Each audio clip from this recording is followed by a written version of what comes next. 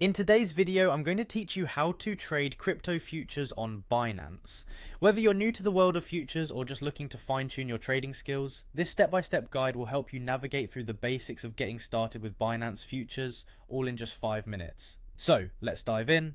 First things first, you'll want to open up your Binance app and tap on the Futures tab. You'll generally find this option on the main screen or along the navigation bar at the bottom, depending on the version of your app.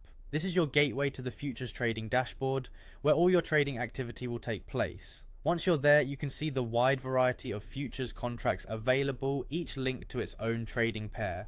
Now let's choose a trading pair. For instance, if you're interested in the Bitcoin and Tether pair, you would look for BTC USDT. This is important because it's the asset you will be trading against. By selecting the right trading pair, you align your trading strategies with market trends and personal preferences in terms of risk and reward.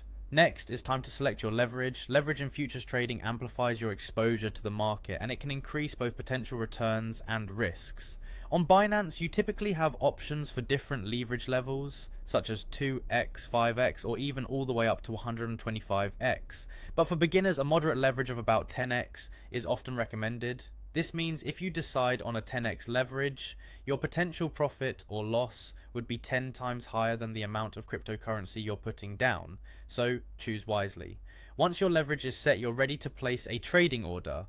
Here you have the choice to place a long or a short order. If you believe the market is going to rise, placing a long or buy order might be the right move for you. Conversely, if you predict a market downturn, then placing a short or sell order would be the way to go.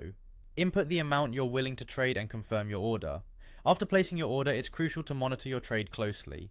Markets can be volatile and things can change quickly, so keeping an eye on your position is important. You might want to set a target price or a stop loss to automatically close the trade when certain conditions are met. And finally, when you're satisfied with either your profit or how the trade has moved against you, go ahead and close your trade. That's it for today's guide. By following these steps, you'll be well on your way to engaging in futures trading with more confidence.